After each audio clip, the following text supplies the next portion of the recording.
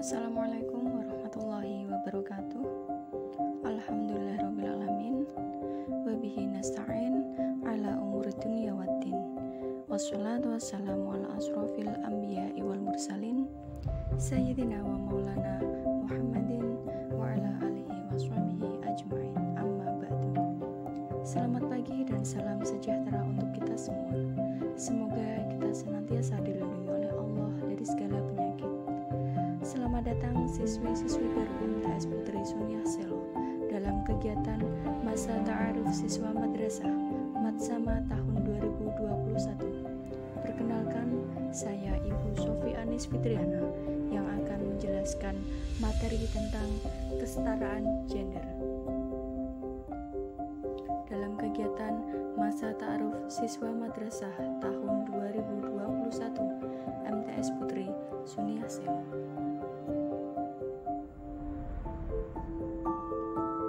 Hari ini kita akan belajar mengenai kesetaraan gender.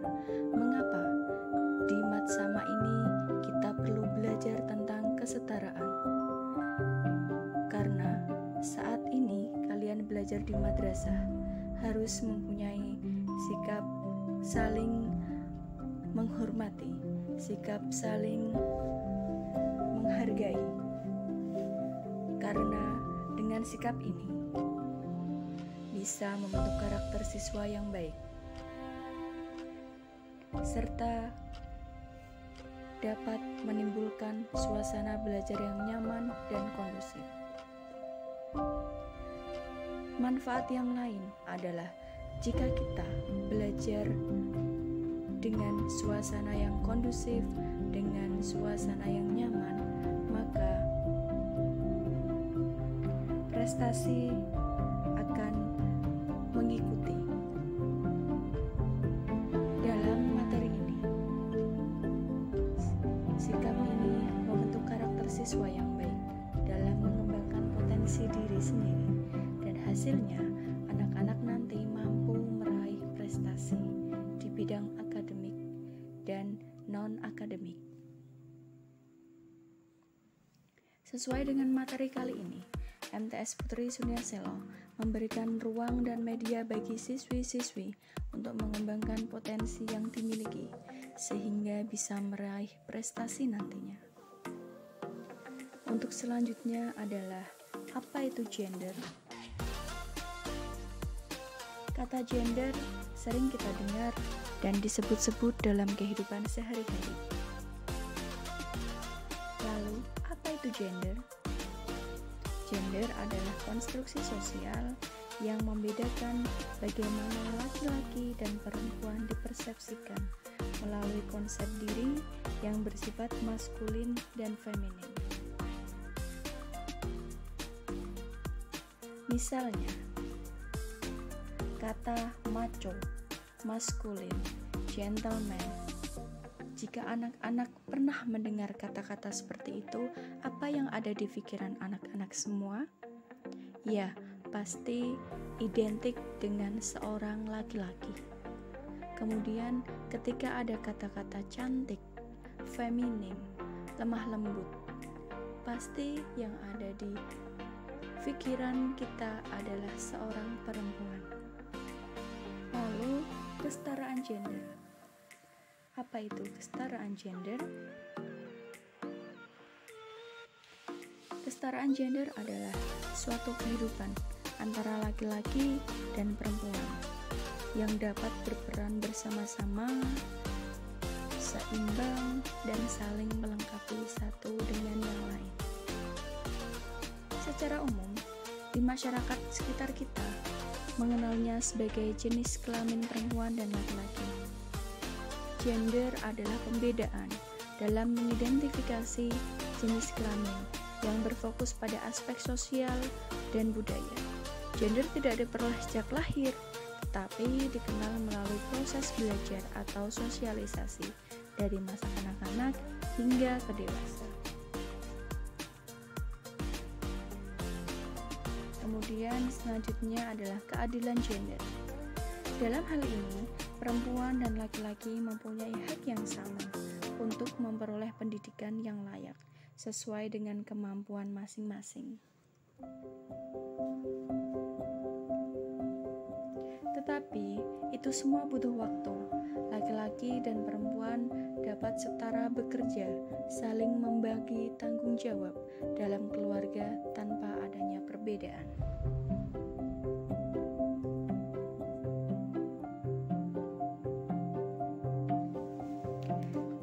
Berikut adalah contoh-contoh kesetaraan gender. Dalam gambar ini, anak-anak bisa melihat ada beberapa laki-laki dan beberapa perempuan. Semuanya sama. Semuanya berdiri sama, sejajar, tidak ada perbedaan. Tidak ada yang merasa direndahkan, tidak ada yang merasa ditinggikan, tidak ada yang merasa pintar, dan tidak ada yang merasa bodoh. Semuanya bekerja di kantor yang sama. Nah, ini adalah salah satu bentuk kesetaraan gender yang ada di sekitar kita. Seperti halnya seorang guru yang boleh menjadi guru, apakah hanya seorang laki-laki ataukah hanya seorang perempuan? Tentu tidak. Yang boleh menjadi guru adalah seorang laki-laki dan seorang perempuan. Semuanya boleh menjadi guru. Semuanya boleh mendidik siswa. Semuanya boleh memberikan ilmu kepada siswa-siswanya. Hal itu termasuk salah satu contoh dari kesetaraan gender. Selanjutnya, di sini ada gambar siswa dan siswi SD ya, anak sekolah dasar. Jika anak-anak lihat, apa yang mereka lakukan? Mereka antusias untuk belajar, mereka aktif untuk menyampaikan pendapat. Nah, di sini bisa kita lihat bahwa ketika kita menyampaikan pendapat, yang boleh menyampaikan pendapat apakah hanya siswi laki-laki, siswi perempuan? Apakah siswa lelaki tidak boleh menyampaikan pendapat di dalam kelas? Tentu tidak. Dalam gambar tersebut menunjukkan bahwa antara siswi perempuan dan siswa laki-laki semuanya sama, semuanya boleh untuk mengangkat tangan dan menyampaikan apa yang ingin disampaikan. Kemudian yang selanjutnya, di dalam rumah tangga tentu pasti ada kesetaraan gender yang terjadi. Seperti di gambar tersebut. Apakah pekerjaan di rumah itu harus sepenuhnya tugas seorang ibu, tugas seorang wanita? Tentu tidak. Dalam gambar tersebut terjadi kesetaraan gender. Bahwasanya seorang ayah, seorang anak laki-laki juga harus membantu pekerjaan ibu. Jadi tidak ada perbedaan di sini. Seorang ayah tidak boleh menyapu, seorang ayah tidak boleh mengepel. Tidak. Ini yang namanya kesetaraan gender. Seorang suami, seorang ayah harus memberikan contoh yang baik kepada anak-anaknya. Tidak berdosa kan jika seorang ayah ikut menyapu? Tidak berdosakah kalau seorang ayah itu ikut mengepel lantai? Tentu tidak, karena pekerjaan-pekerjaan tersebut nantinya akan meringankan pekerjaan dari ibu rumah tangga itu sendiri. Untuk selanjutnya, dalam perspektif Islam, kesetaraan gender juga disebutkan dalam surat An-Nisa ayat 34. Kaum laki-laki itu adalah pemimpin bagi kaum wanita. Oleh karena Allah telah melebihkan sebagian mereka laki-laki atas sebagian yang lain wanita. Dan karena mereka laki-laki telah menafkahkan sebagian harta mereka, sebab itu maka wanita sholihah ialah yang taat kepada Allah, lagi memelihara diri ketika suaminya tidak ada. Oleh karena Allah telah memelihara mereka. Surat An-Nisa ayat 34. Perbedaan antara keduanya dari sisi syariat adalah wanita dianjurkan berhijab dengan menutupi seluruh tubuhnya. Tidak demikian dengan kaum laki-laki yang boleh. Wanita dianjurkan tinggal di rumah. Tidak demikian dengan kaum laki-laki. Sungguh Allah yang lebih mengetahui kemaslahatan hambanya. Jika kita lihat contoh kesetaraan gender di sekolah, misalnya yang menjadi ketua kelas adalah seorang perempuan. Karena biasanya seorang ketua kelas adalah seorang laki-laki. Bagaimana jika seorang perempuan tersebut ingin menjadi ketua kelas? Apakah tidak boleh?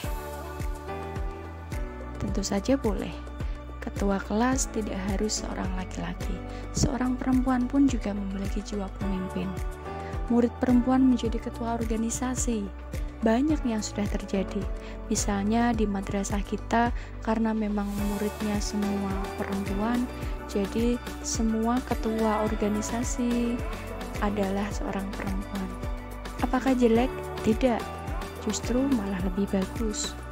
Untuk melatih mental, untuk melatih keberanian, untuk melatih cara berpikir, dan sebagainya. Banyak sekali manfaatnya. Kemudian ada contoh lagi ketika murid laki-laki mengerjakan piket kelas, seperti menyapu lantai, mengepel lantai kelas, menghapus papan tulis, menata meja kelas, dan lain-lain. Apakah salah jika seorang laki-laki menyapu di kelas? Tidak. Justru ketika seorang laki-laki membantu untuk menyapu kelas, maka itu adalah pekerjaan yang meringankan teman yang lain, seperti itu. Demikian materi kesetaraan gender pada kegiatan bersama tahun 2021 di MTS Putri Sunyah Selo.